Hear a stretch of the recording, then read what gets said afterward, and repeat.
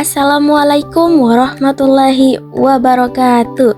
Hai teman-teman, perkenalkan nama saya Rizka Tegani, mahasiswi semester 5 di Yayan Sultan Amai Gorontalo, jurusan Pendidikan Guru Madrasah Ibtidaiyah, kelas PGMI 5A dengan NIM 231052016.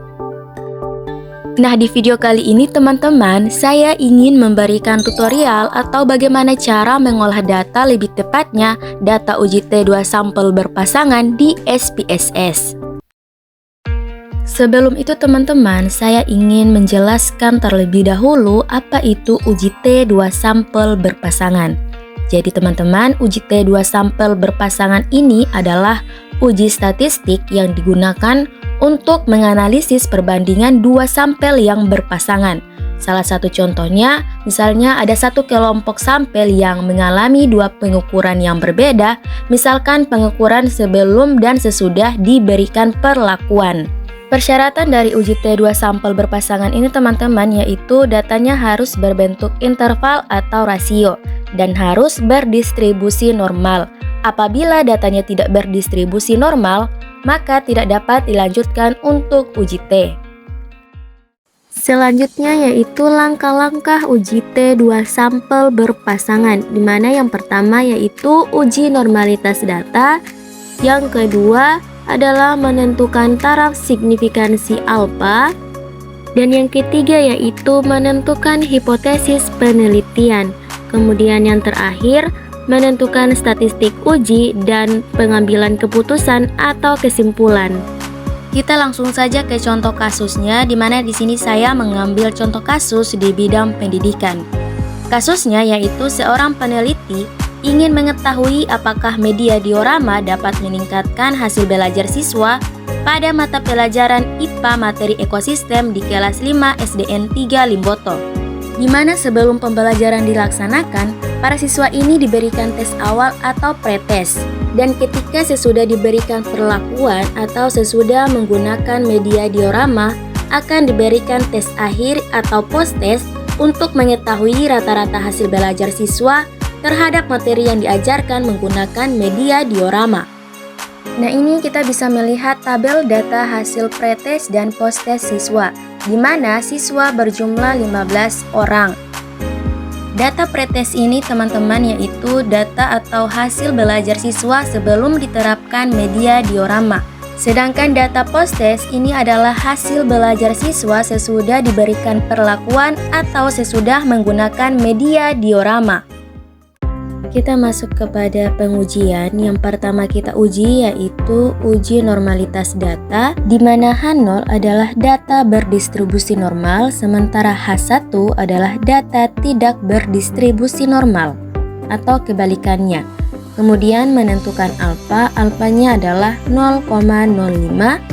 Selanjutnya yaitu menentukan kriteria pengujian. Jadi kriteria pengujiannya ini tolak H0 jika nilai signifikansi kurang dari alfa. Nah teman-teman, mari kita uji normalitas datanya ini menggunakan SPSS. Nah ini tampilan SPSS-nya ya teman-teman, masih kosong. Nah untuk langkah selanjutnya, silakan kalian klik variabel view. Dan di bagian nama ini teman-teman, silakan kalian isi dengan data pretest atau ketikkan kata pretest seperti yang ada di video.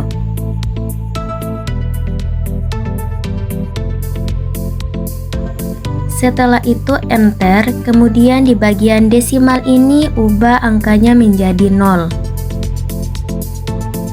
Selanjutnya di bawah pretest kita ketikkan data post-test, kemudian di enter, dan untuk desimalnya kita tetap ganti dengan 0.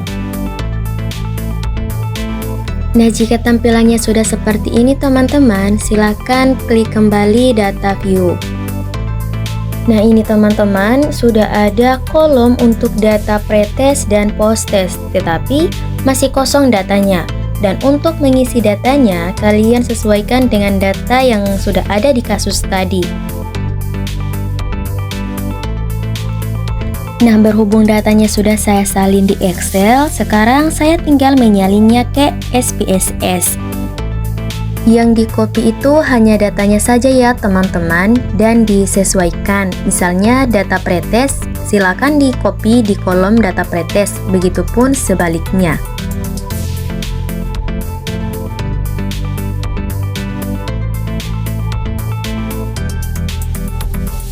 Nah, jika datanya sudah ada seperti ini, selanjutnya kita akan menguji normalitas data terlebih dahulu. Caranya kita klik Analyze, lalu pilih Deskriptif Statistik,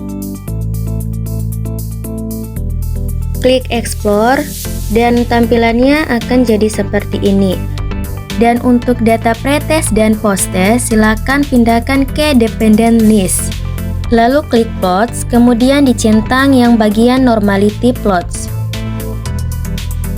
Lalu klik Continue. Nah, untuk di bagian statistik ini, jika alfanya 0,05, maka di bagian confidence interval tidak perlu diubah. Selanjutnya klik OK. Nah, hasilnya akan jadi seperti ini ya teman-teman. Kita lihat di bagian Test of Normality, yang bagian ini ya teman-teman. Ini merupakan data yang sudah kita uji di SPSS tadi teman-teman. Nah, kita mengambil uji Shapiro-Wilk yang bagian ini teman-teman. Nah, uji yang digunakan adalah uji Shapiro-Wilk karena sampelnya kurang dari 50 sampel. Kemudian kita bisa melihat Shapiro-Wilk pretest sama dengan 0,974. Kita bisa melihat di bagian sini ya teman-teman, saya tandai. Dan Shapiro-Wilk posttest sama dengan 0,967. Kita bisa lihat di bagian posttest Shapiro-Wilk yaitu 0,967. Selanjutnya yaitu kriteria pengujian, di mana tolak H0 jika nilai signifikansi kurang dari alfa. Mari kita buktikan dengan melihat p-value nilai signifikansi dari pretest yaitu 0,917. Lihat di bagian nilai signifikansi dari pretest ya teman-teman. Jadi nilai p-value signifikansi pretest itu 0,917 lebih dari alfa 0,05, maka gagal menolak H0 atau terima H0. Selanjutnya kita akan melihat p-value signifikansi dari posttest yaitu 0,816, yang dimana kita bisa lihat di bagian sini ya teman-teman, yaitu dimana nilai signifikansi dari posttest yaitu 0,816 lebih dari alfa 0,05, maka gagal tolak H0 atau terima H0. Kesimpulannya teman-teman yaitu data berdistribusi normal. Setelah itu kita merumuskan hipotesis, di mana H0 tidak terdapat perbedaan rata-rata hasil belajar sebelum dan sesudah menggunakan media diorama.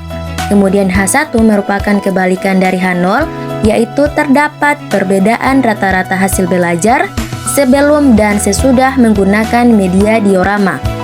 Kemudian alfanya adalah 0,05. Selanjutnya, statistik uji. Nah, karena penelitian ini menggunakan desain pretest posttest pada satu kelompok yaitu pilot sample untuk mengukur pengaruh perlakuan media diorama, maka uji statistik yang digunakan adalah uji tes sampel berpasangan atau pilot sample t-test. Selanjutnya kita lanjut ke uji T2 sampel berpasangan. Kita mulai klik Analyze, klik bagian Compare Means, kemudian cari bagian Pilot Sample t-test. Nah, di bagian ini data pretest silakan pindahkan ke variabel 1 dan posttest ke variabel 2. Nah, di bagian option ini apabila alfanya 0,05 maka confidence interval yang 95% ini tidak perlu diubah. Setelah itu silakan diklik OK. Nah, tampilannya teman-teman akan jadi seperti ini. Kita cari yang bagian pilot sample test yang di bagian bawah ini ya teman-teman. Selanjutnya kita klik 2 kali pada data ini untuk melihat data yang lebih lengkap lagi.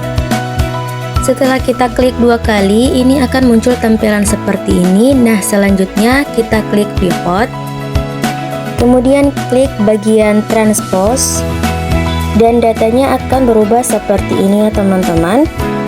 Untuk melihat lebih jelasnya, silakan di copy ke Word data tersebut.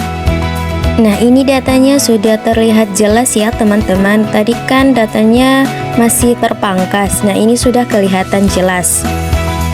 Jadi ini teman-teman adalah data yang tadi kita input di SPSS tadi menggunakan UJT 2 sampel berpasangan. Selanjutnya mari kita lihat hitung dari data tersebut, yaitu min 13,201. Kita bisa melihat di bagian ini ya teman-teman, yang saya tandai dengan warna kuning dan garis warna orange.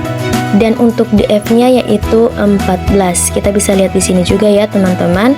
Selanjutnya nilai signifikansi yaitu 0,000, di mana kriteria pengujiannya apabila nilai signifikansi kurang dari alfa maka tolak H0. Mari kita lihat p-value atau nilai signifikansi dari data tersebut yaitu 0,000. Kita bisa lihat di sini ya teman-teman nilai signifikansinya. Maka nilai signifikansinya yaitu 0,000 kurang dari alfa 0,05, maka tolak H0 atau terima H1. Kesimpulannya, H1 adalah terdapat perbedaan hasil belajar sebelum dan sesudah menggunakan media diorama. Jadi itulah teman-teman pengolahan data menggunakan UJT 2 sampel berpasangan di SPSS. Semoga video ini bisa mempermudah teman-teman mengolah data menggunakan SPSS, lebih tepatnya untuk UJT 2 sampel berpasangan. Saya mohon maaf apabila mungkin dari penjelasan saya tadi masih banyak kurangnya, karena saya juga masih dalam proses belajar. Saya tutup. Billahi taufiq wal hidayah. Wassalamualaikum warahmatullahi wabarakatuh.